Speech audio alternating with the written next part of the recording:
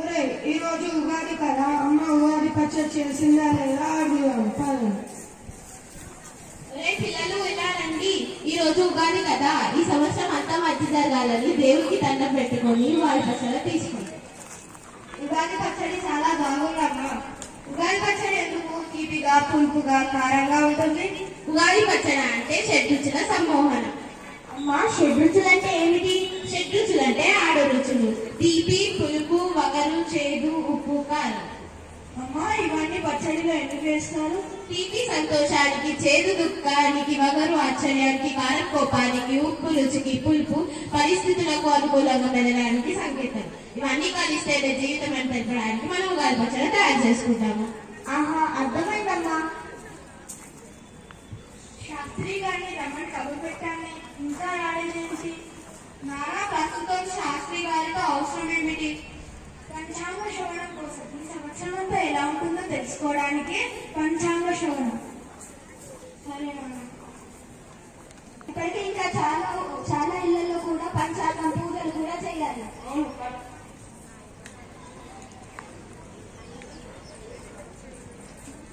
అందరికీ నమస్కారం. నమస్కారం శాస్త్రి గారు. ఇప్పుడు మేము పంచాంగం చెప్తాము, అందరూ సిద్ధంగా ఉండండి. ఈ సంవత్సరం క్రోధినామ సంవత్సరం శుక్లపక్ష చవితి నాడు ఈ ఉగాది పండుగ వస్తుంది. ఈ సంవత్సరం వర్షాలు బాగా కురుస్తాయి, పంటలు బాగా పండుతాయి. ఈ సంవత్సరం ఈ రాశి ఇంకా నక్షత్రం ప్రకారం చూస్తే మీరు అందరూ సంతోషంగా ఉంటారు. ఎలాంటి కుటుంబ తగాదాలు కూడా ఉండవు. ఇంతేనమ్మా. శాస్త్రి గారు, మనం ఉగాది పండుగ ఎందుకు జరుపుకుంటాము?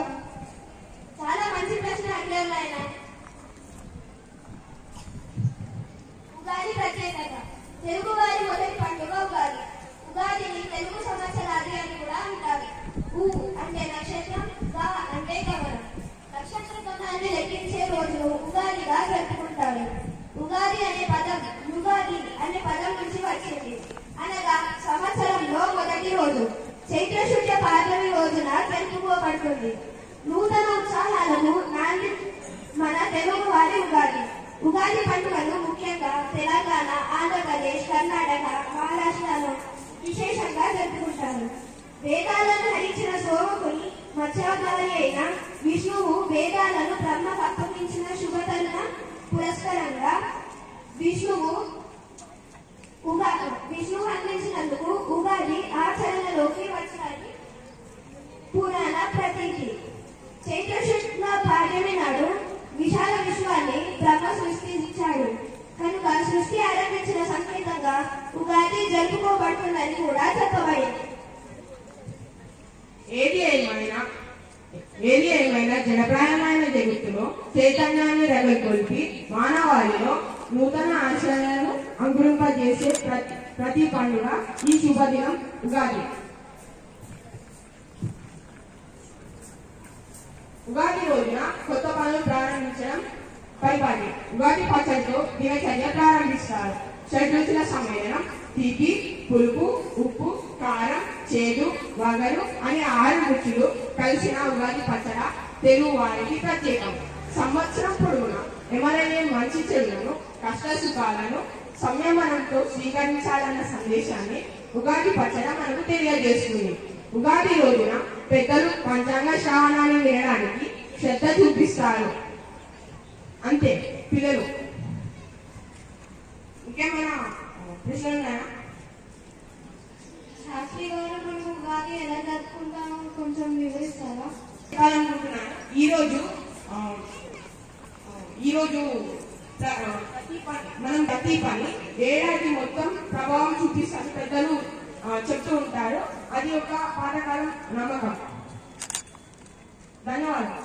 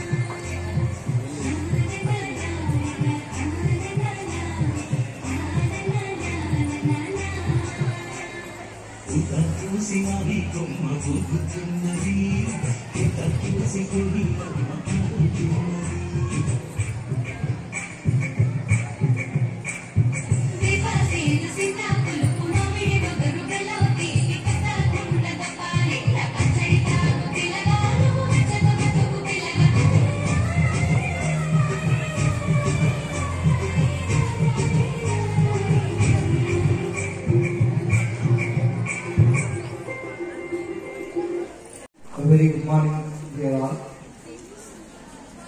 Respected program head Krishna sir and my dear teachers and my dear beloved children. So, as already the children mentioned, I would like to say two statements on the occasion of Ugadi. I would like to talk in Telugu, don't mind for that.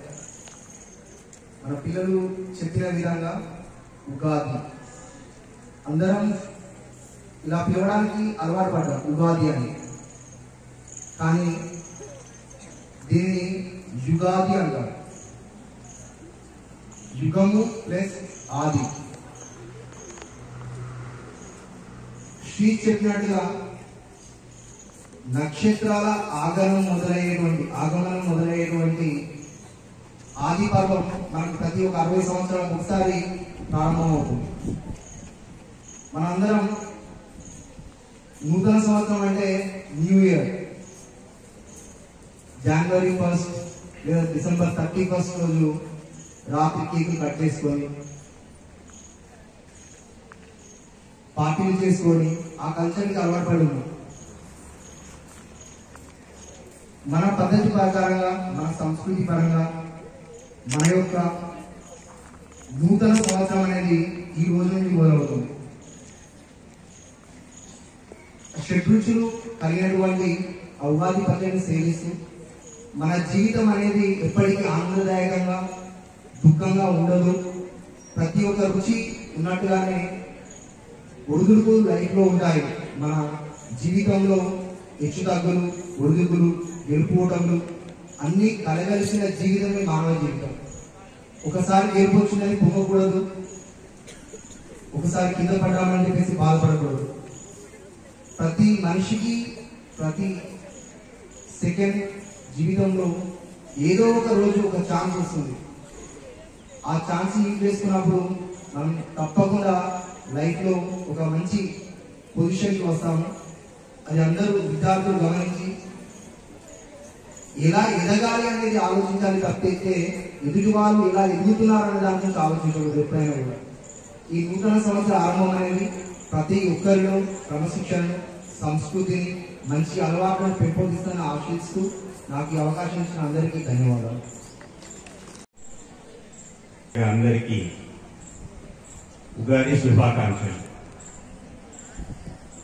So మీ స్నేహితుడు చెప్పినట్టుగా ఇక్కడ కొత్త విషయాలు ఏం లేవు చెప్పడానికి, కానీ తెలిసినాయి. కాకపోతే ఎప్పటిలాగా కాకుండా ఈసారి ఉగాది కొత్తగా నూతన ఉత్సాహంతో, ఉత్తేజంతో జరుపుకోవాలి ఎప్పుడైనా. సో ప్రతి ఉగాదికి ఒక కొత్త సంకల్పం, ఒక కొత్త కోరికను, కొత్త ఆశయాన్ని తీసుకొని ముందుకు నడవాలి. అది మన జీవితంలో ఎంతో అభివృద్ధికి వైపు మనం నడవడానికి ఉపయోగపడుతుంది. మొట్టమొదటిసారిగా 8th TLT సెక్షన్ ఈరోజు ఉగాది పర్వదినాన్ని సందర్భంగా పురస్కరించుకొని ఈరోజు ఈ కార్యక్రమాన్ని చాలా సంస్కృతి సంప్రదాయాలను చూపెట్టే విధంగా ఈ రోజు ఉగాది మనం ఎలా జరుపుకుంటున్నాం, ఎలా జరుపుకోవాలనే విధంగా చేసి చూపించినందుకు గాను వారందరికీ నా అభినందనలు.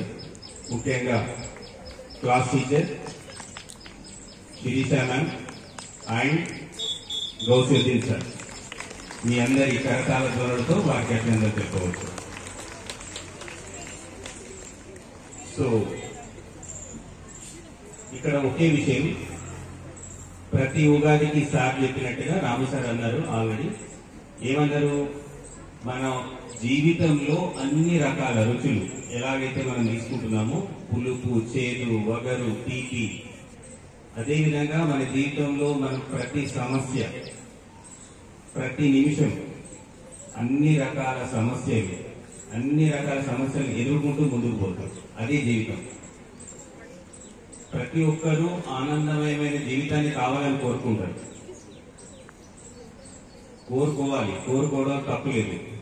కానీ దాన్ని పొందడానికి మనం ఎటువంటి వాటిని జీవితంలో ఎదుర్కోవాలి, ఎన్ని రకాల ప్రశ్నలు మనకు ఎదురవుతాయి, ఎన్ని రకాల సందర్భాలు ఉంటాయి, ఇవన్నిటిని అన్ని రకాల రుచులతో పోల్చడం జరుగుతుంది. సో అదేవిధంగా నేను మీ అందరినీ కోరేది ఈ ఉగాది సందర్భంగా ఒకటే, ఉగాది రోజైతే ఏ విధంగా అయితే మనం అన్ని రుచులను తీసుకుంటున్నామో, అదేవిధంగా జీవితంలో మీరందరూ ప్రతి నిమిషం మీరందరూ అన్ని రకాల మనకు వచ్చే ప్రశ్నలను కానీ సందర్భాలను కానీ ప్రతి దాన్ని ఎదుర్కొనే విధంగా ఉండాలని కోరుకుంటూ, వాటన్నిటిని అధిగమిస్తూ మీ జీవితాలలో ఉన్నత శిఖరాలను చేరుకోవాలని కోరుకుంటూ, మరి ఒక్కసారి అందరికీ, ఉపాధ్యాయులకు, విద్యార్థులకు అందరికీ ఉగాది శుభాకాంక్షలు తెలుపుతూ ముగిస్తున్నాను. ధన్యవాదాలు.